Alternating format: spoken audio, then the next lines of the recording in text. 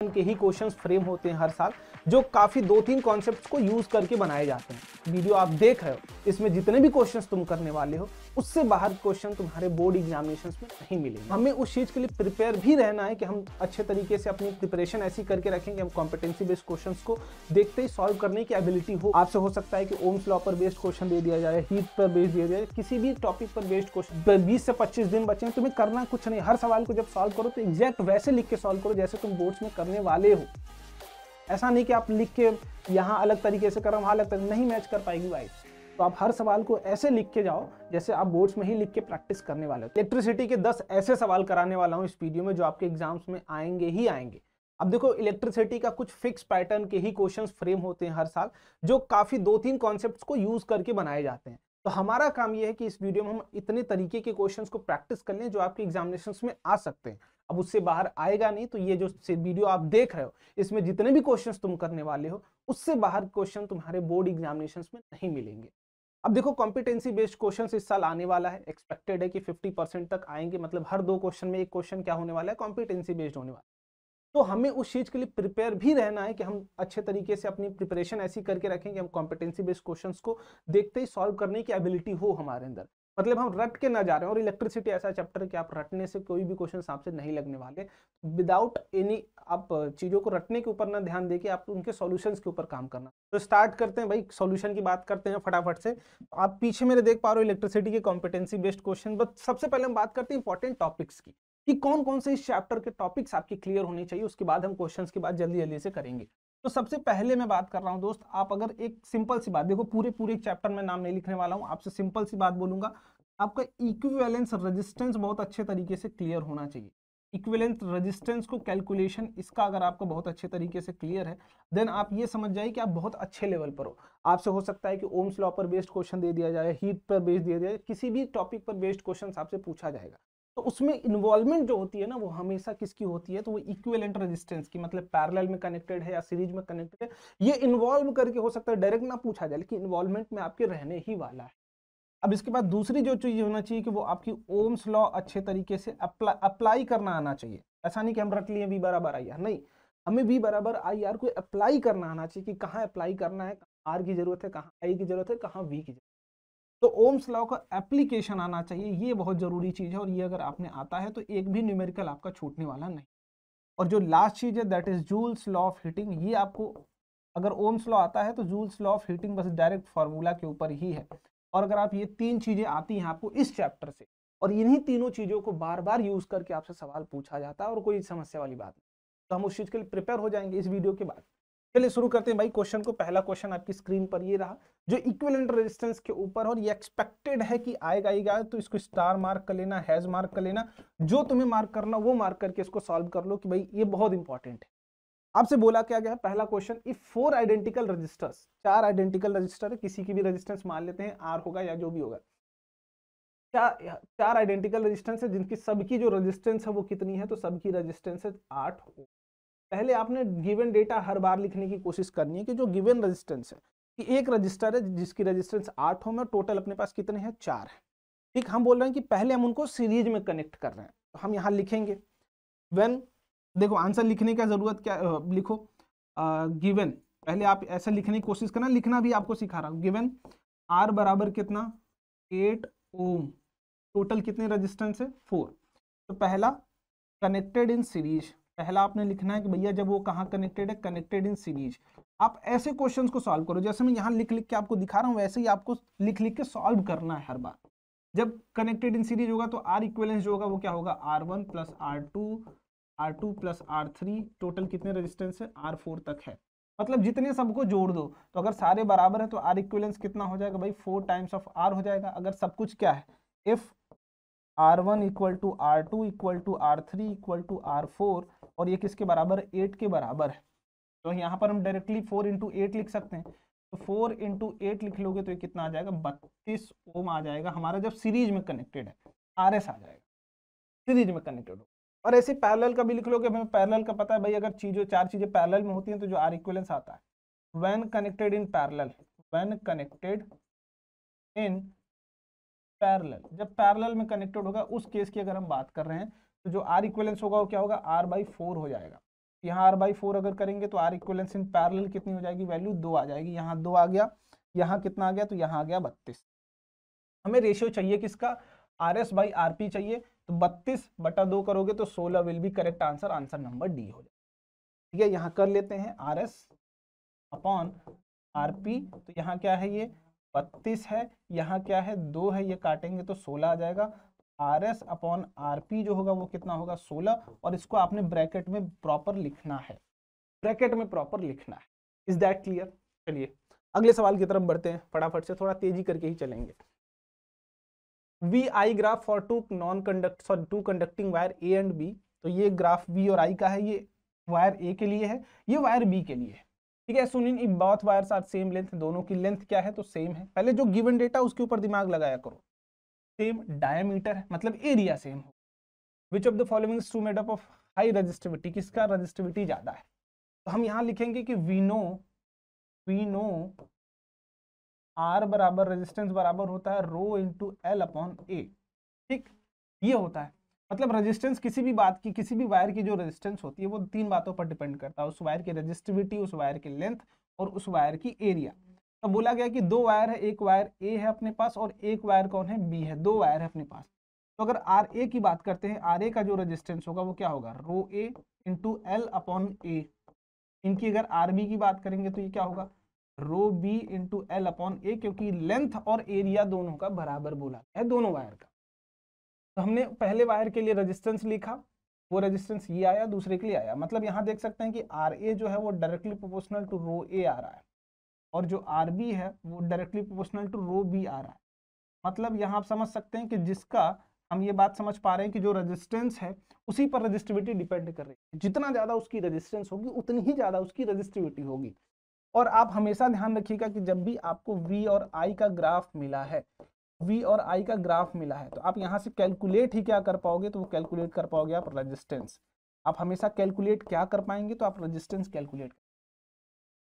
और रेजिस्टेंस क्या होता है, तो ओम्स लॉ से याद करिए, तो V बराबर IR, तो यहाँ से अगर R की वैल्यू लिखे तो ये क्या होगा, V अपॉन का I, V अपॉन का I। मतलब V और I ग्राफ का अगर आप स्लोप लेते हो, तो यही स्लोप क्या देता है, रेजिस्टेंस देता है। ठीक, तो स्लोप के लिए हमें समझना है कि आप, सिंपल सी बात, आपको कुछ नहीं देखना, आपने देखना है ये वाला एंगल, कि इस I वाली एक्सिस से कितना ऊपर आपका ये ग्राफ उठा हुआ है। मैं मान ले रहा हूँ कि ये X अमाउंट उठा हुआ है, या A है, और ये कितना उठा हुआ है, तो B उठा हुआ है। तो ज्यादा आपको क्या दिख रहा है, ज्यादा दिख रहा है B का A से, एंगल ज्यादा कौन सा दिख रहा है, B ज्यादा दिख रहा है किससे, A से। तो A का जो रेजिस्टेंस होगा वो कम होगा किससे, B से। ठीक है, RB जितना ज्यादा उठेगा भाई उतना उसकी ज्यादा रेजिस्टेंस हो जाएगी, जितना ज्यादा उठेगा उतना ज्यादा रेजिस्टेंस। क्या इतनी बात क्लियर है? क्लियर हो, समझ लो बस। अगर यही सेम चीज यहाँ भी दिमाग लगा लोगे, तो जब सेम रेशियो में रेजिस्टेंस भी है तो भाई RA ज्यादा, तो रो A भी, तो सॉरी RA अगर कम है तो रो A भी कम होगा, मतलब resistivity of B will be greater than resistivity of A। बस यहाँ से हमने ये समझ। बोलो क्या इतनी बात क्लियर है आपको? हमने पहले अपना फॉर्मूला देखा, फिर हमने देखा कि VI ग्राफ से हम क्या जान सकते हैं, तो रेजिस्टेंस जान सकते हैं। हमने देखा कि हमें जानना था किसके बारे में, रेजिस्टिविटी के बारे में, किसकी रेजिस्टिविटी हाईयर होगी, और इसको जस्टिफाई करने के लिए हम ग्राफ से बोल सकते हैं कि यहां से देख सकते हैं कि व्हेन, यहां लिख क्या सकते हैं, when the length of conductor and the diameter of conductor are same, then resistivity of the conductor depends on resistance which is directly proportional. मतलब हम बोल सकते हैं कि जब लेंथ और एरिया सेम होंगे दो वायर्स के लिए, तो जो उनकी रेजिस्टिविटी होगी वो रेजिस्टेंस के डायरेक्टली प्रोपोर्शनल होती है। And from graph we can say that the slope of B is higher than, is larger than A। It means slope क्या है, रेजिस्टेंस है, रेजिस्टेंस ही ज्यादा है किसका, B का। A के केस में जब रेजिस्टेंस B का ज्यादा है तो रेजिस्टिविटी भी B की ही ज्यादा होगी। क्या क्लियर है इतनी बात? बस इसको लैंग्वेज के फॉर्मेट में भी लिखना और ये न्यूमेरिकली भी आपको लिखते हुए चलना है। अब तीसरा सवाल आते हैं, और ये बोर्ड में आया हुआ सवाल है। Consider the following electric circuit diagram in 9 identical resistors of 3 3 3। ठीक है, if the reading of ammeter A1, ये A1 है। ठीक है, आंसर द फॉलोइंग क्वेश्चन। ठीक है, चलिए पहला सवाल देखते हैं, ए पार्ट को देखते हैं, ए को सॉल्व करने की कोशिश करते हैं। What is relationship between the A1 and A3? A1 and A3, ये A1 है, ये A3 है, इनकी रिलेशन के बारे में give the reason for your answer. तो अगर हम देखें पहले कनेक्शन को देखो, ये रेजिस्टेंस जो भी लगा हुआ है, यहाँ से करंट जो चलेगा वो I चलेगा, तो यहाँ से I इसमें भी जाएगा, मतलब इस I1 में जो मेजरमेंट होगी करंट की वो I ही होगी। अब यहाँ जाने के बाद यहाँ अलग अलग पास रास्ते मिलेंगे कि यहाँ मिलेगा, यहाँ मिलेगा, यहाँ I1 जाएगा, यहाँ I2 जाएगा, फिर से यहाँ दोनों आके कंबाइन हो जाएंगे, रिकम्बिनेशन होगा, यहाँ से फिर जो जाएगा वो I ही जाएगा। और सेम केस यहाँ भी होगा, यहाँ पर जो जाएगा वो I ही जाएगा, और सेम केस यहाँ पर भी होगा, जो इसमें जाएगा I ही जाएगा। तो A1 और A3 को अगर आप ध्यान से देखें तो नेट करंट, जो करंट की रीडिंग होगी A1 और A3 की बराबर होगी। Reading of A1 and A3 will be equal and equal to net current. ये और किसके बराबर होगा? तो ये नेट करंट के बराबर होगा। ऐसा क्यों? क्योंकि ये ना पैरेलल वाली किसी ब्रांच में नहीं जुड़ा, ये मेन जो हमारा इलेक्ट्रिकल पाथ हो उस पे जुड़ा है, मेन सर्किट के पाथ पे जुड़ा। ठीक है, पहला ऑप्शन खत्म। What is relationship between the reading of A2 and A3? A2 कहाँ है भाई? यहाँ A2 है। अब आप देखिए, यहां से करंट जो चला था, I चला था, यहां जाने के बाद एक रास्ता इसको ये मिला, एक रास्ता ये मिला, एक रास्ता ये मिला, एक रास्ता ये मिला। और हमें पता है जब रास्ते बंटते हैं तो करंट इटसेल्फ अपने आप को डिवाइड करता है अकॉर्डिंग टू द रेजिस्टेंस। अगर हम ध्यान से देखें तो इस पर भी 3 ओम मिल रहा है, इस पर भी 3 ओम, इस पर भी 3 ओम, इस पर भी 3 ओम, सब पर बराबर रेजिस्टेंस मिल रहा है। तो करंट को बटना, मान लो करंट I था, मान लो करंट था 12 एम्पियर, करंट था 12 एम्पियर। अब उसको 4 हिस्सों में बंटना है, क्योंकि चारों पर बराबर और 4 इक्वल में। क्यों? क्योंकि चारों रास्ते पर बराबर रेजिस्टेंस है, 3 3 3 3, हर रास्ते पर 3। जब सब पर रेजिस्टेंस बराबर है, सब पर करंट भी क्या जाएगा? बराबर जाएगा। तो अगर I है, I को 4 हिस्सों में बांटोगे तो I/4 हो जाएगा। जबकि इसकी A3 की जो रीडिंग है, A3 की जो रीडिंग है वो क्या है? I है। अगर A2 को देखें तो A2 सिर्फ किस ब्रांच में लगा हुआ है? एक पर्टिकुलर ब्रांच में लगा हुआ है, इस वाली ब्रांच में लगा हुआ है, इस वाली ब्रांच में लगा हुआ है। तो A2 जो मेजर करेगा वो I/4 को मेजर करेगा, जबकि A3 किसको मेजर कर रहा है? I को मेजर कर। क्लियर है? और इसका रीजन आप सिंपल सा बता सकते हो, क्योंकि A2 जो है वो कनेक्टेड है इन पैरेलल ब्रांच में कनेक्टेड है। तो it will measure the current of सिर्फ इस पर, इस वाले 3 ओम का रेजिस्टेंस का करंट बताने की कोशिश करें। नेट करंट को नहीं बता रहा, एक ब्रांच का करंट बता रहा है। ठीक है, what is the relationship between, आप डायरेक्ट भी लिख सकते हो या आप कैलकुलेशन करना चाहो तो भी लिख सकते हो। Determine the reading of volt meter V1। Volt meter की रीडिंग आपको बतानी है। V1 कहाँ है? तो यहाँ है V1। ठीक है, V1 तो हमें बताना है इसकी बेसिकली एम्पियर इज, अच्छा, इफ द रीडिंग ऑफ, अगर इनका रीडिंग 1 एम्पियर है, बेसिकली ये इसकी रीडिंग गिवन है, मतलब यहाँ पर हम जो मान के चल रहे थे, ये जो I आया है ये 1 एम्पियर है, तो ये कितना होगा? 1/4 एम्पियर। ठीक, अब हमें बताना है इसका क्या, यहाँ इनकी रीडिंग। तो अगर इस पॉइंट को A पॉइंट माने, इस पॉइंट को B पॉइंट माने, तो क्या ये A और B के बीच का ही इक्विवेलेंट, सॉरी A और B के बीच का ही पोटेंशियल डिफरेंस बताएगा? तो जी हाँ। तो मैं बोल रहा हूँ कि आप ऐसा करिए कि यहाँ और यहाँ का पोटेंशियल डिफरेंस चाहिए, मतलब VAB चाहिए, और यहाँ से जो करंट जा रहा है वो कितना जा रहा है? 1 एम्पियर जा रहा है। V बराबर I इंटू R इक्विवेलेंस निकाल लीजिए RAB के बीच का। बोलो, जो RAB के बीच में करंट जा रहा हो नेट करंट, या नेट की भी जरूरत नहीं, करंट को आधा आधा भी कर दोगे तो भी हो जाएगा। तो मैं अगर इक्विवेलेंट रेजिस्टेंस निकालूं तो भी हो जाएगा, नहीं निकालूं तो भी हो जाएगा। मैं देखो कैसे करता हूं, मैं बोल रहा हूँ 1 ओम 1 एम्पियर करंट आ रहा था, 2 हिस्सों में बंटना है और दोनों इक्वल, क्योंकि दोनों पाथ पर रेजिस्टेंस बराबर है। एक को 2 हिस्सों में बांटोगे तो कितना आएगा? आधा आएगा। मतलब इस पर आधा ओम, और इसको अगर थोड़ा सा अलग तरीके से समझने की कोशिश करूं तो मैं बोलूं ऐसा कुछ, मान लो ये कितना रेजिस्टेंस था? 3 ओम का। ये पॉइंट क्या था? A, ये पॉइंट क्या था? B, और इस पर जो करंट जा रहा है वो कितना जा रहा है? 1/2 एम्पियर। तो मैं क्या बता सकता हूँ कि V और VAB कितना होगा? तो बोलेंगे करंट जो होगा रेजिस्टेंस में आधा होगा, और रेजिस्टेंस कितना है? 3। ये कितना हो जाएगा? 1.5 वोल्ट हो जाएगा। बोलो, ओम्स लॉ से VAB, अगर किसी रेजिस्टेंस में करंट I है, रेजिस्टेंस उसका R है, तो वोल्टेज डिफरेंस जो होगा उसके क्रॉस पोटेंशियल डिफरेंस वो कितना होगा? V बराबर IR होगा। वैसे भी कर सकते थे, या इन दोनों का इक्विवेलेंस रेजिस्टेंस निकालोगे तो ये वैल्यू आएगी 3/2, और करंट कितना उसमें जा रहा था? तो 1 जा रहा था। तो किसी भी तरीके से करेंगे तो ये 1.5 वोल्ट ही आएगा। ठीक है, तो C वाला पार्ट भी हो गया, A वाला पार्ट भी हो गया, B वाला भी, C वाला भी। चलिए अगले सवाल पर बढ़ते हैं। सेम सवाल है but find the equivalent resistance. तो हमें देखो, ये और ये दोनों एंड्स पे कनेक्टेड है पैरेलल, और दो सेम का पैरेलल जस्ट आधा हो जाता है, 3 का 3/3 हो जाएगा। तो इसका जो होगा वो 3/2 होगा, इनका जो होगा 3 3 3, तो 3/3 हो जाएगा। इनका देखो 3 3 3 3, तो ये हो जाएगा 3/4 हो जाएगा, क्योंकि ये सारे पैरेलल में 3/3।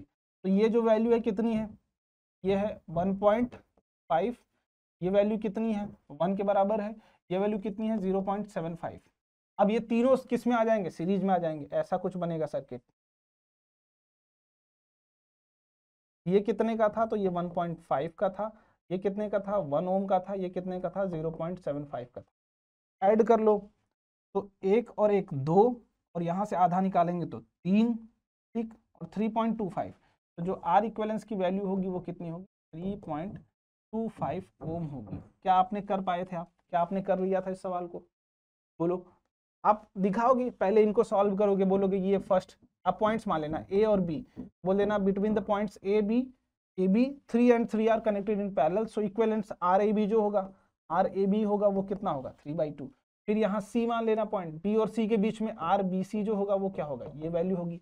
फिर यहाँ डी मान लेते हैं ये पॉइंट को, तो आर सी डी जो होगा ये वैल्यू होगी। And now the equivalent resistance R in the equivalence of each resistors R connected in series, then the equivalence of this combination will be this. ठीक है, चलिए आगे बढ़ते हैं भाई। A piece of wire R is cut into, ओहो तो थोड़ा सा मुझे सही करना पड़ेगा।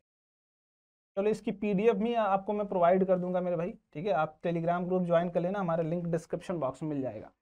इस सवाल को देखिए, अगर इस सवाल को देखेंगे तो ये सवाल एनसीईआरटी की एक्सरसाइज का ही पहला सवाल है।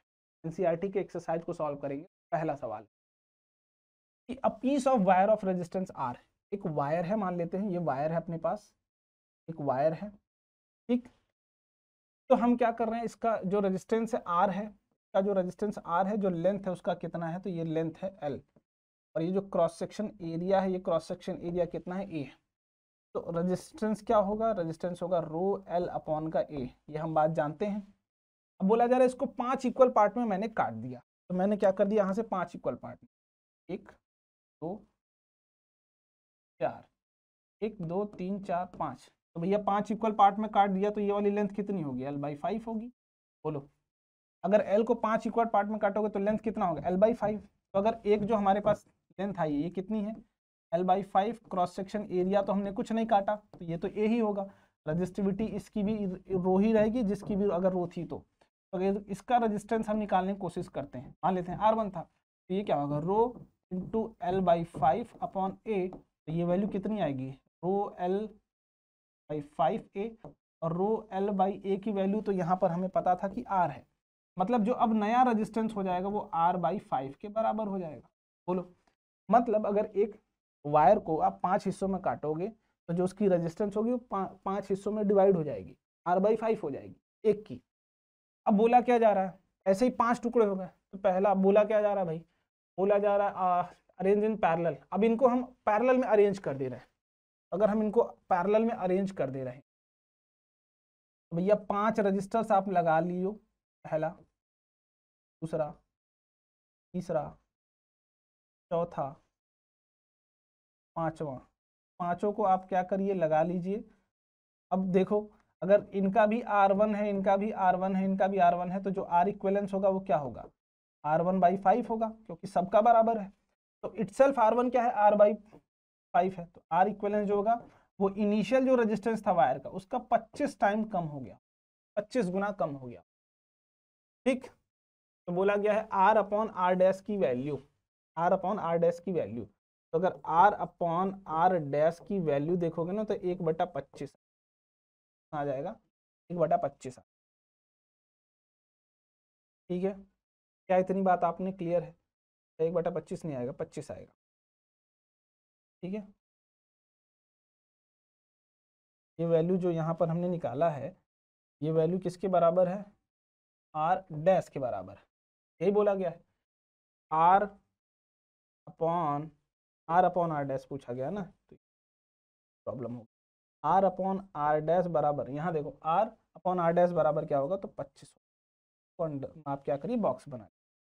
R' क्या, कम्बिनेशन का जो रेजिस्टेंस है, कम्बिनेशन का रेजिस्टेंस R इक्विवेलेंस की वैल्यू R' है, और ये R1 था, एक का अगर R1 था तो बाकियों का क्या था, R/5 था, तो R1 को R/5 रखेंगे तो 5 5 25 हो जाएगा, और यहाँ पर R/R' पूछा क्या गया उस पर जरूर ध्यान दीजिएगा, R/R' पूछा, तो वो हमें निकालना पड़ेगा। आपने कैलकुलेशन पूरी सही करी थी, बट अगर जो पूछा गया वो नहीं बता रहे हो तो फिर गलत हो जाएगा। एन इलेक्ट्रिक लैंप ऑफ 100 ओम, अच्छा एक लैंप है जिसकी रेजिस्टेंस कितनी है 100 ओम, एक टोस्टर है जिसका रेजिस्टेंस कितना है 50 ओम, और एक वाटर फिल्टर है जिसका रेजिस्टेंस कितना है 500 ओम, आर कनेक्टेड इन पैरेलल, सारे कनेक्टेड है पैरेलल में। मान लो हम यहाँ पर बना रहा हूँ, मान लो ये इलेक्ट्रिक लैंप है, ठीक, उसके बाद यहाँ मान लेते हैं ये टोस्टर है अपना, ठीक, उसके बाद क्या है वाटर फिल्टर है, मान लेता हूँ ये वाटर फिल्टर है अपना, ठीक। ये मैंने तीनों को किस में पैरेलल में लगा दिया, और तीनों जो कनेक्टेड हैं वो कितने वोल्ट से कनेक्टेड हैं, ये कनेक्टेड है 220 वोल्ट। इनका जो रेजिस्टेंस है 100 ओम, इनका जो रेजिस्टेंस हो 50 ओम, और इनका जो रेजिस्टेंस वो कितना है 500 ओम, ठीक है भाई। What is the resistance of electric iron connected to the same source, मैं बोला जा रहा है कि इलेक्ट्रिक आयरन कोई है, हम सेम सोर्स से कनेक्ट करें तो that take as much current, अच्छा ये तीनों मिलके जितना इससे करंट ले रहे हो ये आई, हम इन तीनों को हटा के एक ऐसा इलेक्ट्रिक आयरन यूज करें, मान लो ये आयरन है, ये आयरन यूज कर रहे हो सेम बैटरी के सोर्स से 220 वोल्ट से, जो जो यहाँ से करंट निकाल रही है इस बैटरी से वो भी बराबर, तो ये आर, तो बेसिकली आपने करना क्या है, जो इसका इक्विवेलेंस है वो उसके बराबर होना चाहिए, यही करना है, क्योंकि V बराबर क्या होता है I into R, source same है करंट सेम है, तो आर भी क्या होना चाहिए सेम होना चाहिए, बोलो।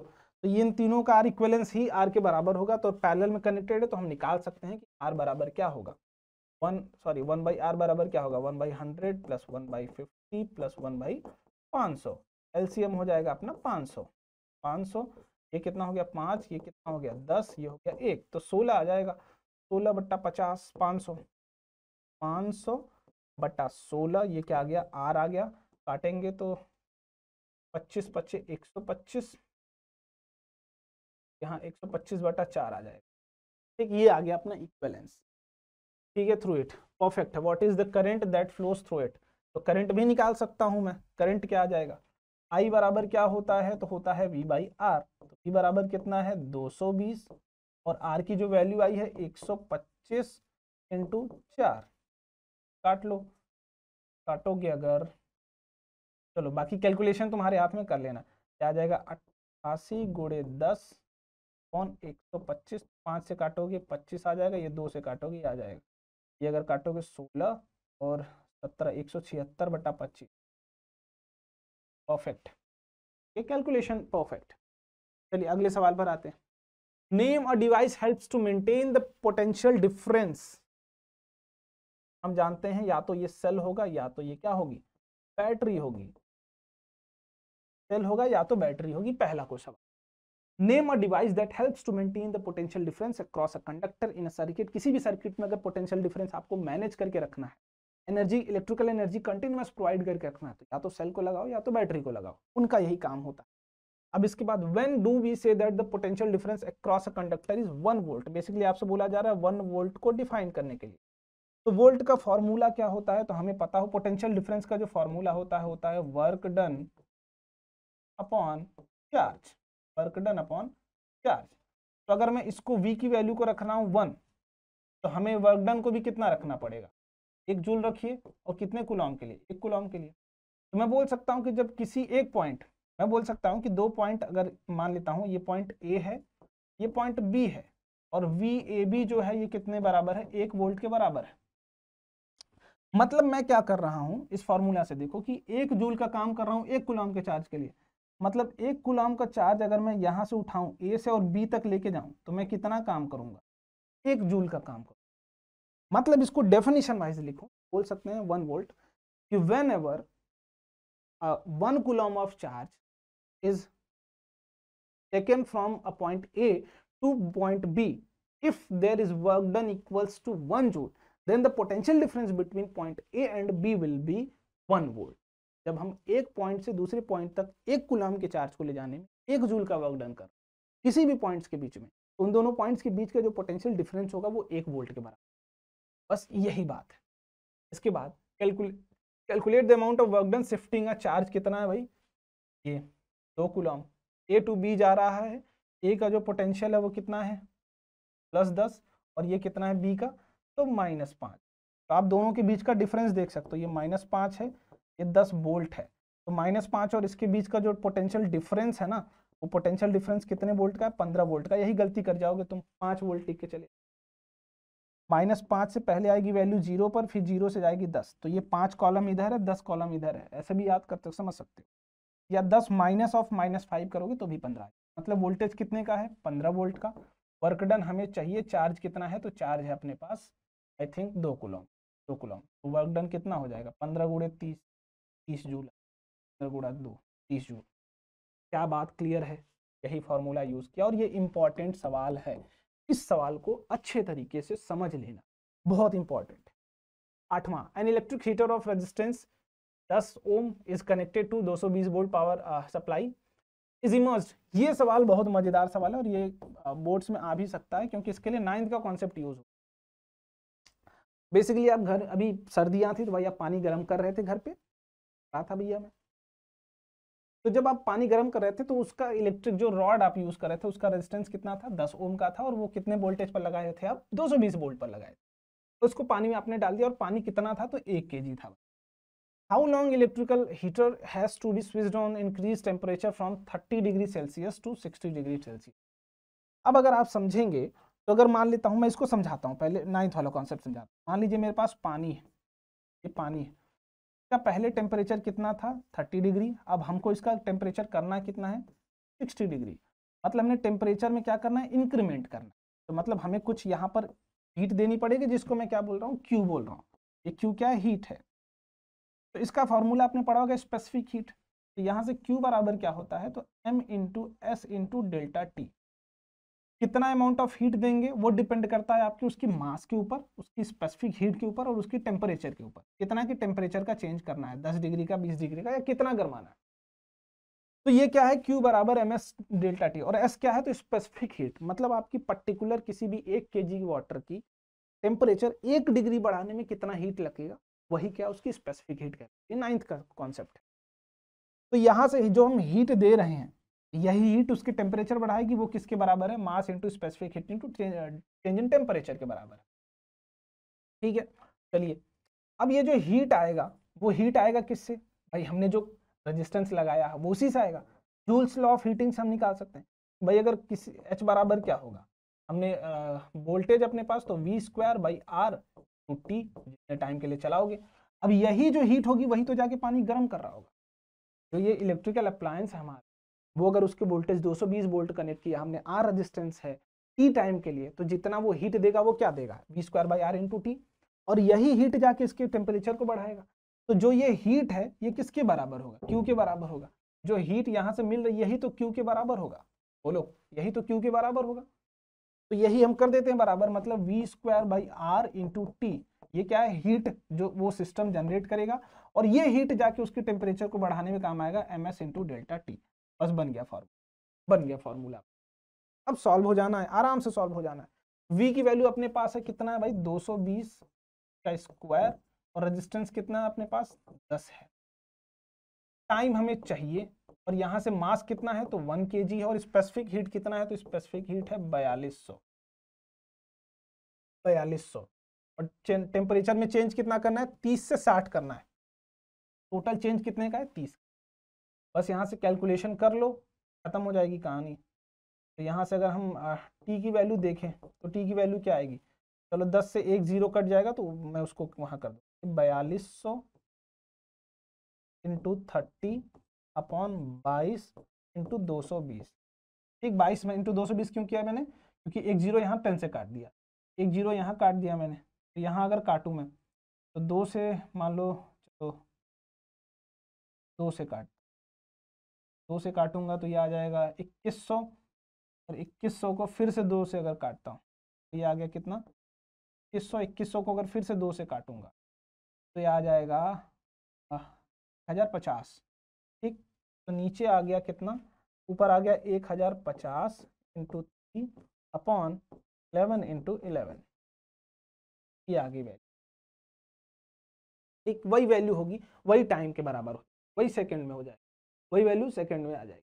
ठीक है, चलिए अब अगले सवाल पर बढ़े।